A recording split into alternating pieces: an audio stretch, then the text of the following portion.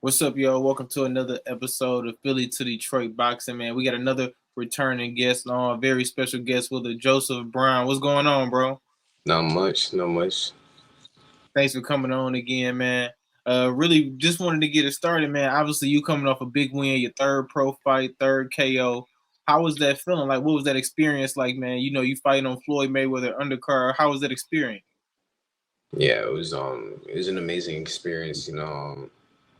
Floyd's been one of my favorite fighters since I started boxing. So to finally be like, fighting for him and not just fighting for him, but fighting on his undercard is, a dream come true. So, it felt amazing.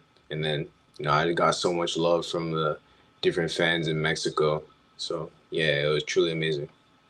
Facts, yeah. And then just kind of staying on that point, like, what is it like kind of just being around Floyd when he's preparing for a fight like that? Is as far as like doing the media work and getting that experience, were you able to kind of see him do it and do a little bit of your own?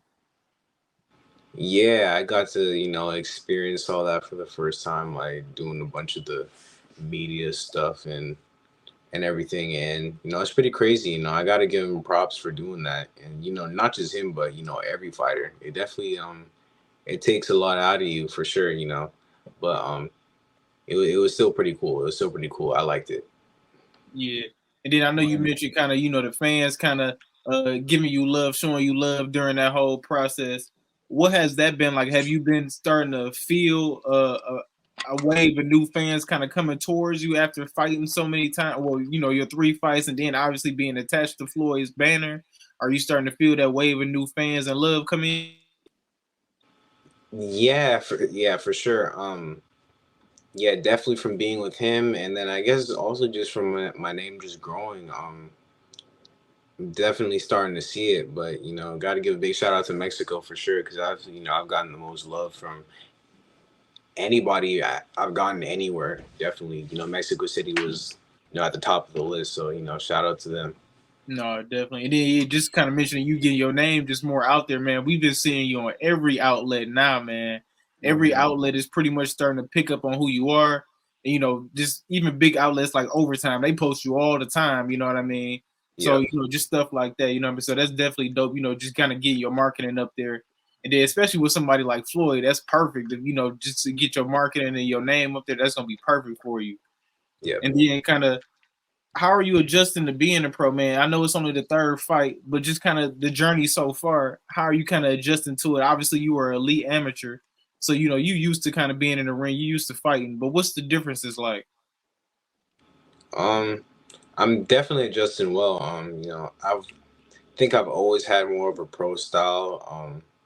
Since I've been an amateur, so that transition was never too hard for me. But then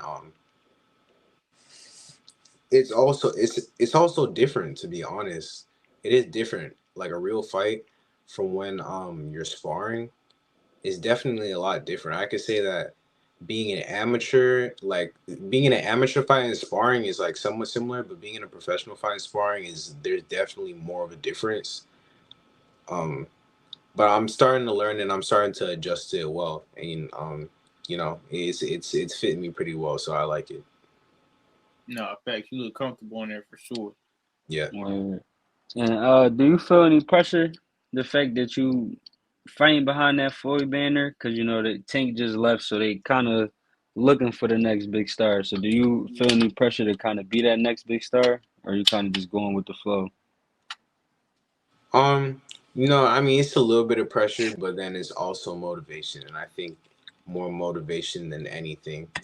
Mm. So, like I said, Floyd's been one of my favorite fighters, since I started. So, fact that I'm fighting for him now is just, of course, it's a little bit of pressure. I wanna be great and perform well to make him look good, but then also it's more just like motivating than anything.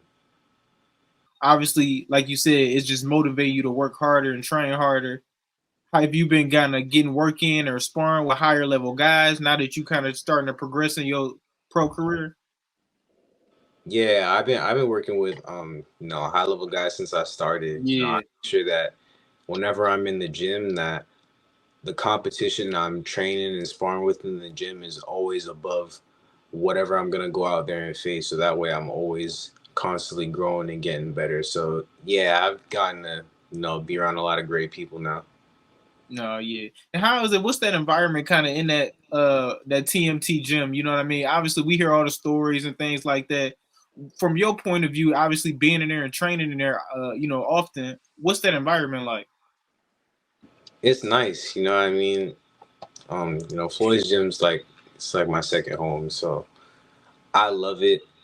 Um, I love the environment. I love being in there, just watching other people go at it.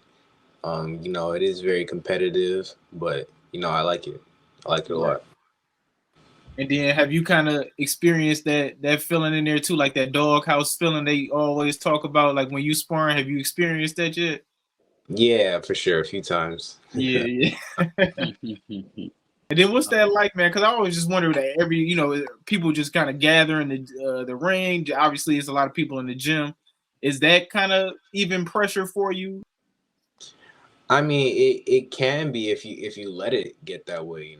It's all about really how you take it. To be honest, but whenever I go into any sparring session where it's a little bit heated and I got everybody watching, I just think of it as just more experience because sometimes those are what fights feel like. And actually, most case scenarios, those are what fights are like, to be honest. So I like it. It helps me prepare for moments like that. Yeah, Yeah, I was going to ask you, is that the biggest difference between the amateurs and the pros? Because most people say the biggest difference is just the pace is just way faster in the pros. Is that the biggest difference that you feel in there? Nah, definitely not. And it's the opposite. The pace is a lot faster than the amateurs because you only have 3 rounds. As a professional, since you got more rounds, you have to take your time. You can't keep an amateur pace on a professional level for 12 rounds. It's just not gonna work. So the pace is definitely slower as a professional. yeah. Hmm. And then, like I said, you was looking extremely comfortable in there, man. As far as like the nerve aspect of it, I mean, obviously you've been doing this your whole life. You know what I mean? I know you're used to it. But again, just kind of going back to you just being on TMT, do you get nervous? You know what I mean, going in there for your pro fights? Of course, yeah. I get nervous for, every competition, As I got older, I learned how to deal with it better, but there's always those little butterflies and stuff, which is Yeah, normal. no All right. facts. How long do you? Because I know you got a kickboxing pedigree as well, and that you wanted to go pro there. So how do you plan on doing both at the same time, or do you want to do what you got to do in boxing first and then leave it and go to MMA, or do you plan on kind of doing like Clarissa Shields and kind of competing in both at the same time? I would like to save it more towards the end, like to where I'm like starting to like finish off with boxing, and then I think Hmm. at that point switch over. And I wouldn't mind like at that point then maybe bouncing back and forth just to say just because I went over there doesn't mean I can't come back and still dominate. Hmm. So it would be one of those type things. But as of right now, like I'm still like just boxing. Of course, like still training in MMA like all the Hmm. time, but competing wise, like the next couple years for sure, it's gonna be like boxing. No, yeah, sure. Just kind of trying to keep the focus on one thing to make sure you just working, harder at one thing. I feel it. Yeah. And then as Or far as like, your mom and pops, man, obviously, they super cool, man. How are they kind of enjoying watching you as a pro and kind of watching you grow grow your career? No, they're enjoying it a lot. Everything that they had dreamed and envisioned of me doing and achieving is starting to come to pass now. So, they're really just, appreciating the journey. Yeah. And is Pop still heavily kind of involved in training and things like that? Yeah, yeah, always. Always, yeah, yeah. No, Pop's a or cool dude, man. I love chopping it up with Pops Yeah, whenever we can, man. Pops yeah, is cool, man. appreciate Yeah, it. that was actually gonna be my next question. Speaking about the team and basically the people that's behind you getting ready for these fights. You know, in my corner for my last fight, I had Jeff Mayweather, Otis Pimpleton, Mm-hmm. um, my dad. My dad was there, and then I also you know, been training with Bozy Ennis as well. You know, I got my MMA coach who also still helps me in boxing too, Dewey Cooper. Um, so you know, I have a great team around me right now. You know, they've been helping me. They've been helping me grow a lot. To be honest, they've been helping me grow a lot. Yeah. And Dewey, he involved with the Team Combat League, isn't he? Yeah, yeah. Yeah. Okay. Yep. I know you're talking about. Yeah. Yeah. Cool. And how many more fights you looking to have this year? Have you talked about that with your team? Like you want to have this many fights by the end of 2024, or you just taking it as you go? I like to have two, so Okay. I'm gonna try and squeeze in two before the year's out. All right. No. That's Yeah. good. Get the 5-0 before the year end. No. Yeah. Yeah, Fact. yeah. And then how 154 treating you, man? You look comfortable. You didn't look like you was gassed out or strained or anything like that. But you a bigger guy. Do you think you could go to 60 sooner than later, or 154 treating you good? Yeah, I for sure can go to 60. You know, 54, you know, right now I'm doing good with it, but I'm definitely still growing. So, you know, we'll just see how long it lasts, but definitely gonna be moving up soon. No, I Yeah, feel it. because it's I was gonna say that too. It's usually when you turn pro that young, because you turn pro at 16, 17, right after I turn 17. 17. Okay, so yeah, usually when you turn pro that young, it's kind of hard to win your first world title at that first weight class because you still growing. Yeah. So by the time you're 20 and 21, I don't know if you'll see. So when you look at the divisions, and do you kind of look at 154 and 160 because you know your first world title shot might end up coming at 60 instead of 54, even though you're fighting at 54 right now? Yeah, for sure. I'm definitely scanning both of them. You know, like I said in the beginning of my career, if I get to a point where I'm just like, you know, growing a lot, there's no real reason to be cutting down to 54 every single time to go make a fight happen. It's Mm, just easier just to be at 60. And maybe like, you know, when that time comes, I'll just make the sacrifice a couple times just to go down to 54, grab the belt, and go right back up. You know, never know how it might play out. So, you know, just keeping my options open. And then just kind of, are you kind of enjoying the business aspect of boxing? Obviously, we know it can be a grimy game. But how is that for you so far? Are you kind of enjoying negotiations and being in the room and hearing things like that, or you kind of just let your team handle it right now? I definitely listen in on everything, and it's good for me. It's good for me to be learning about all the, you know, the ins and outs of everything at such a young age. You know, I've seen the good sides and the bad sides of it already. So at the end of the day, it's all experience. So you know, I'm liking it. No, yeah. yeah. Especially, I And like that you said that you want to listen in on that because obviously even with people so young they turn pro at 16, 17 years old, they might just let their team handle like the contracts and things like that. Yeah, And who knows, they might be getting slumped over, pushed over. You know what I mean? You just never know. So, yep. no, facts. and what's some of the things you like to do outside of boxing? What's some of your hobbies that you enjoy doing I ain't when got you're not many. in the gym? My fans is a No, scrapper, man. no, My boxing. guy. Boxing is kind of everything. I mean, like, I'm not Yeah. boxing. No, I mean, I read my Bible, Okay. gospel music. But I mean, other than that, I might be sleeping, just trying to recover to get the next training session because my training days be long and stuff, and you know, recovery is super important. So I'm just trying to rest and recover for the next session.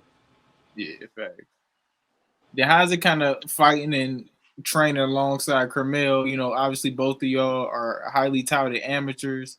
Y'all both doing y'all thing. Y'all kind of in the same area within your pro career. I think he only got 2 more fights than you. So how's it kind of training alongside him and building that relationship with him on the same banner? You know, it's super cool. You know, Carmel's my guy. Shared the ring a few times.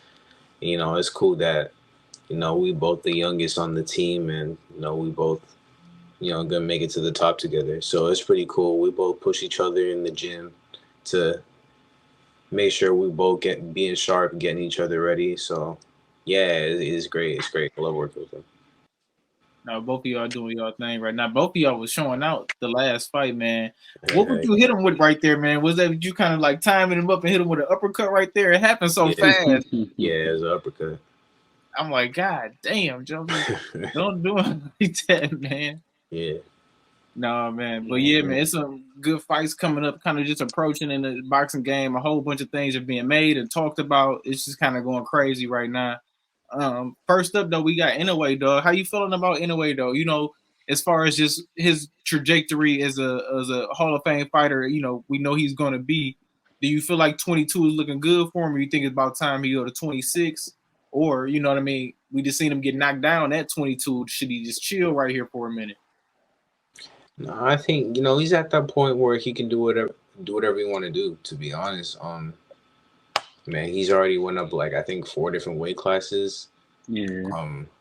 I'm not really sure who the guy is that he's fighting next, but I mean, regardless, like I said, I mean, he's already won like undisputed twice now. I think, right? Yeah, undisputed twice in like 4 different weight classes.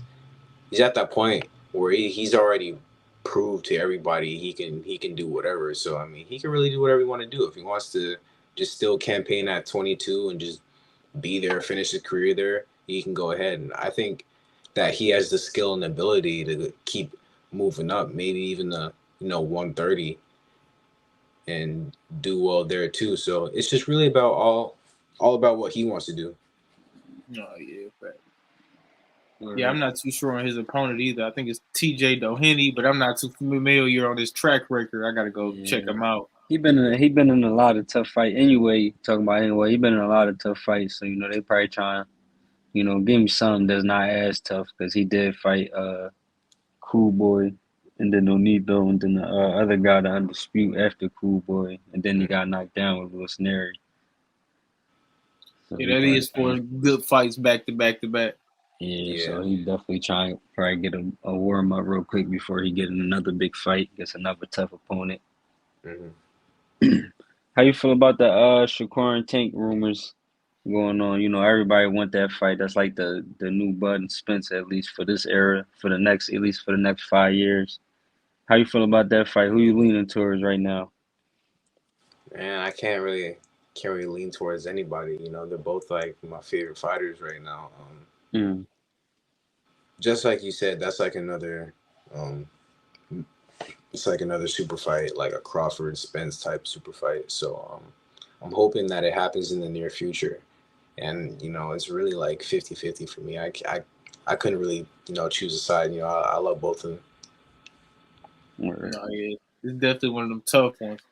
Yeah. Do you feel like just kind of Shakur's most recent performances? Do you feel like that? Well, obviously for you it's 50-50, but would you understand why people are kind of leaning more Tank after his last couple performances, Shakur? Of course, but to be honest, if you lean towards Tank because of his last couple performances, and I think you're just a casual, to be honest, because like he still didn't get hit at all. I think his defense might have been even tighter in his last two than the rest of them. So people are gonna say what they want to say. Oh, he's running and he's boring, but at the end of the day, he's not. He's making these fighters look boring. Everyone that's supposed to be exciting looks boring against him, which is no, you can't do that if you're not, unless you're on an elite level. So I give him his props and respect. It's a hard thing to do. No, yeah. Totally. Speaking of Shakur, he got the fight coming on. He's gonna be on the undercard at Better Even Bivol. That's another big one. Who you leaning in that one right now? That's like a 50-50 kind of hard to pick kind of fight right there.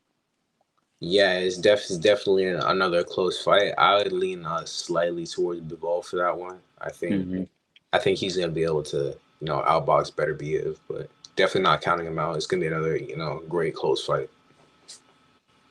And how high in weight you feel like you could go? Because like I said, you at 154 right now, but you kind of tall. Since you tall, you got a nice frame where you could probably go up to as possibly as 168. How high you think you can go in weight? Yeah, I think I might finish at like 75. Maybe even cruiserweight. Who knows? Oh, all right. So you got plans on being 3-4 weight class champion already? Yeah, for sure. Yes, sir. I was gonna say cruiserweight. I'm like, dang, that's kind of Yeah, no cap. He said cruiser. I said, oh, all right, Roasted. I'm going up. yeah. Only thing about Canelo Berlanga, cruiserweight. man. How you like it, man? Were you giving Berlanga a shot? Oh man. I mean, I give him a puncher's chance, but I mean that's about it. You know, no Uh, disrespect to Belanga, but I just feel like he just Canelo's experience is just a little much for him. No, that's it's gonna be can like he you go gonna tell. 12? Be able to tell. Can he go 12? Do any of us got him at least going 12? Cause that'll impress me alone. I ain't gonna lie. Cause I don't got him going 12. So if he go 12, that'll be impressive to me. I ain't gonna Hard to say. Hard to say. Based on his fighting style, no. But lie. Word. maybe if he's smart with it, yeah. Right. No, because I have just kind of you got to adjust them type of fighters, man. You can't go in there with no Canelo and think you about to fight the same way you just fought the last 17 guys, whatever many fights Yeah. he got. Yeah. Yeah, so he gonna have to adjust, or it's gonna be a short night. Yeah. Yeah. Facts. Shakur got the Joe Cardina fight. How you feel that fight gonna play out? A lot of people putting pressure on Shakur to get the stoppage. Do you think he is gonna stop him? I can't say whether he's gonna stop him or not. It's just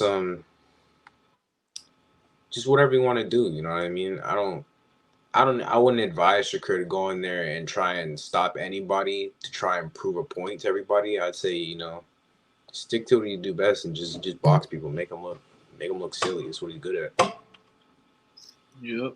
And then, like you said earlier, to the casual eye, it looked boring. It looked like that. But if you know what you're looking at, that is super sharp. What he in there doing, it's not easy to do. Yeah, Like, Yeah, facts. that's what it be though. They Everybody don't knows know that. like yeah they don't be knowing though. Like I said, if you're a casual, like you ain't gonna really know if somebody just fading it. Like you're not even gonna know what that is if you're a casual. Yeah. So it's like you're not gonna know that somebody did that to get somebody out of position. They Hmm. can't really catch stuff like that unless you're really into boxing. Yeah. and that's gonna be the thing there. Like, but we'll see. And I know you've been in the gym with, I know you've been training with Bozy. So you may be a little biased, but how you feel about this Boots and Brian I'm from Norman situation going on? I'm from Philly, so I'm biased. So you could be biased with me. Yeah, I mean, I shared the ring with both of them, so now I look forward to watching them fight. But man, just like Bruce, he's just like in my opinion, he's the best in the world right now. So I don't I don't really see him nobody right now giving him too many problems. Mm, No, that's I how I feel. mean, I So understand. 'Cause, Yeah, yeah, I like I said, understand. I don't see Boots in a 50-50 fight. At least at 47. He'll had to go up to 54 nah, and 60 for yeah, for me to start like really thinking that somebody could beat him. Well, not even thinking somebody for me like to really be like, oh, all right, he got a chance. But yeah. nobody at 47 right now. It's just not happening. Mm. No, man, I agree with both of y'all, man. I do think Brian Norman a great fighter. He definitely showed up his last fight. It beat a really good Where dude in Santillian. So I mean, he definitely a good fighter. Nah, Uh, for sure. I knew right after I worked with him that he was a great fighter, and I figured he was gonna do what he did. and he was yeah, the underdog winning that fight too. Yeah, yeah, definitely the underdog, and with his style, you know what I mean. That's just gonna be a style. I just don't think it's a great style for Boots. As far as like, I think Boots gonna figure it out real quick. yeah, That's just my aspect on it. But again, I do think Brian Norman a great fighter though. He definitely again showed me, impressed me his last fight too. Just kind of made me believe in him a little bit more too. So mm. I'm hoping they make it though. They said his pop said Eddie Hearn lowball on the man. He ain't taking that offer. So Yeah, he said. I mean, yeah, he said he got offered not even a third of what Boots made his last fight. Eddie gave Boots 3.3, so a third of that is 1.1. So He's saying he didn't get offered 1.1, which is it sounds believable, I guess. Yeah, I mean, I can see where you're going as far, especially since Brian is a world champion now, and he trying to get his son, the Yeah, best payout opportunity. in his boots, like who fighting boots for 800,000? Like not no world champion. The last guy would, but not no world champion. Ain't no world champion signing up to fight boots for nothing less than 7 figures. Mm. Oh yeah, but hopefully that one get made, man. That's what I'm really excited about, not just because of the build up of it. I like Brian Norman pops. I like his pops a lot. You know what I mean? He talk a lot of junk, so I like his pops. So I mean, I'm hoping for that one get made. Have you heard about the sparring session they had? Yeah, Bozy told me about it. Oh. Yeah. I ain't hearing from Bougie, but like I said, the stories I heard, because like I said, I'm down here in Philly. Like I heard it got bad, but that's just what I heard. But I don't know. You know, Yeah.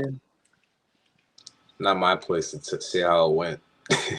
No, hey, I feel it. I was about to say, But like I said though, Norman definitely a good fighter. I mean, he the youngest world champion currently in boxing. Matter of fact, he 23 years old. No, so shout out to him. No, shout out Brian. Anybody else at 47 is a great fight for him, though. Anybody else, Agreed. what I mean? Yeah. Amazing fight for him. You can go unify with one of the other champions, Mario Barrios. Great fight.